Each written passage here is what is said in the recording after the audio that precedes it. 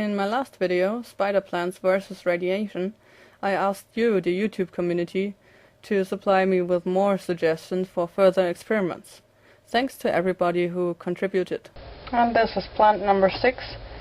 YouTube user Hanover First actually recommended to just have a control group plant that is growing in indirect sunlight. So this plant is getting a lot of light here on the table in the back of my room, but it will not get direct sunlight. So let's see what happens to it. It's like 11 centimeters across and about, just over 5 inches tall. Jerry Ellsworth and Cortana 2007, as well as later on A-Scanner Clearly, also suggested that exposing the plants to magnetic fields may induce changes in them. However, some people said, I can't remember your name now, sorry. Somebody suggested that it might be required to use an electromagnetic field, an altering magnetic field, and I just have 2 super magnets, the ones I used to deflect the ionizing radiation. So they're quite strong, but yeah, they're permanent magnets, and I'm not sure if they will have any effect, but we'll just leave them in place here. They're encased in lead, so they are not attracted to each other and kept apart from each other, and I'll just let the plant grow like this. And it's about 13 centimeters in diameter. It looks fairly healthy. So that's plant number 7, a plant exposed to a rather strong but permanent magnetic field. This is plant number 8, where Cortana 2007 and Interloper actually suggested growing it in UV light.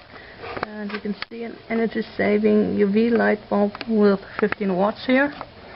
There's bright sunlight in this spot right now, so you can't really see the UV, but just bring in the Uranus side. So you can see the green grow, and this is UV light.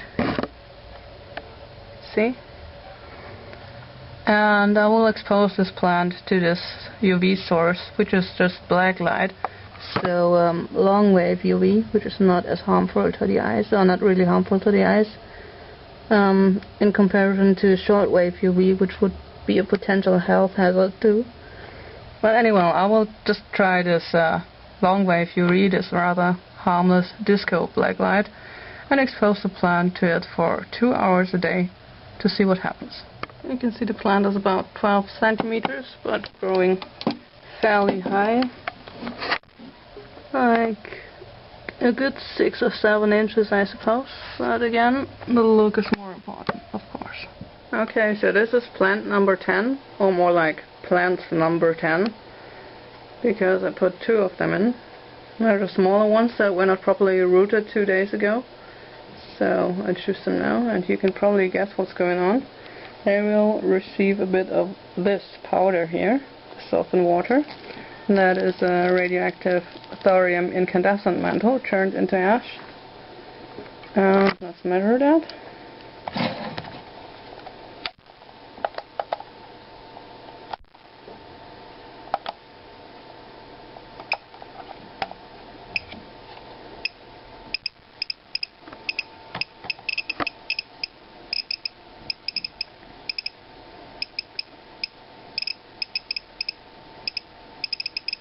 You can see it's radioactive. That's about 3 microsieverts, 4 microsieverts something, including alpha radiation, but the plant, alpha and beta in fact, but the plant will take all of that up, so, or probably will take it up, we don't know yet. So it's reasonable to measure it that way.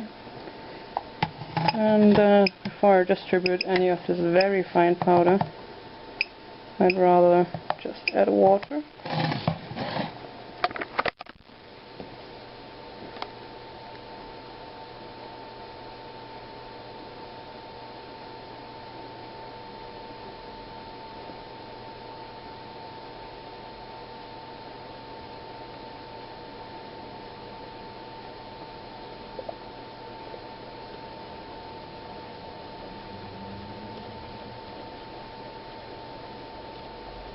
And then I will slowly add all of that thorianated water somewhere near the roots of the plants.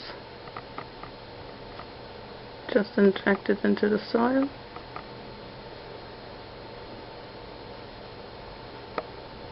And as you can see, the soil near the plants is mildly radioactive now. 0.46 microsieverts an hour. 0.5. So let's see if they take up any of that thorium. I injected all of it right where the roots are, so maybe it works, we'll see. A few users, such as Facius and ALE905212, suggested I should use uranium salts to irradiate the plants with, but I didn't really like the idea because water-soluble uranium salts are also very dangerous to the kidneys of mammals. That includes mine, that includes the kidneys of whatever animals around and stuff, so I hope this experiment with thorium will produce some nice results as well, while not being much of a danger to anybody. Even though I will keep the soil and not just discard it into household waste. You're supposed to discard of exempt quantities into the public sewer system or into the garbage, but I don't think that's such a great idea, so I'll just keep this little bit of soil in case the plants die or whatever, and that should be safe. So let's see what happens. It was actually Tesla 242 that suggested that he was planning to use thorium ash from lantern metals, and I thought that's a great idea. So yeah, thanks a lot for your inspiration. And this is plant number 9, or again, plant number 9, and you can see what's going on there, radium. It's just this little powder that is radium paint. I scraped off a rather large radium clock. You can see the fluorescence. Nice. Let's see how active it is.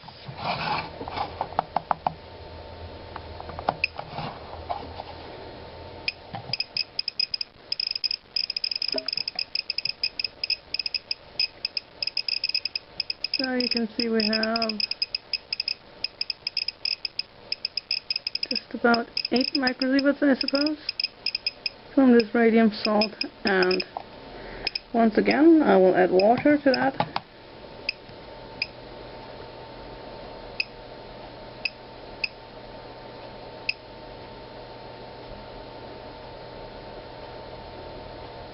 And there's another powder, as you can see, with more like pretty grainy stuff, and I will inject that near the plant's roots as well.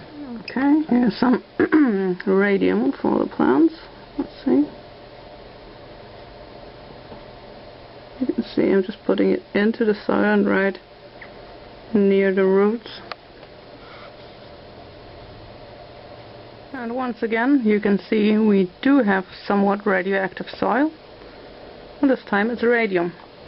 And this suggestion actually came from a scanner clearly, who said that radium is chemically very similar to calcium, and calcium actually is required for the plants to live. It's a nutrient for them. So it is possible that the plants will actually take up the radium much as calcium and build it into their organism. So let's see what happens to those little ones. And just to measure them again, the radium plants are about 5 inches in total. They may spread out and stuff, so that's not really all that significant, but also the measurements anyway. And those are like 6 inches from that side, but it's more important to note how they look in general, I suppose. So that's a radium plant versus the thorium plant. So that's a plant that is growing indoors with indirect sunlight, the plant with the 2 supermagnets, the plant that will be exposed to UV light, the radium plant, and the thorium plant. Have a guess what will happen to those plants. So far, all plants look healthy and the same as before, except for the outdoor plant. This is what it looked like right when the experiment started. Healthy white stripes with green on the outside. And now you can see it has developed some, purple, red, brownish stripes on some leaves. You can see it especially prominent on one leaf there on the right top side. I think this may be a reaction to temperature shocks rather than UV light, but I'm not sure.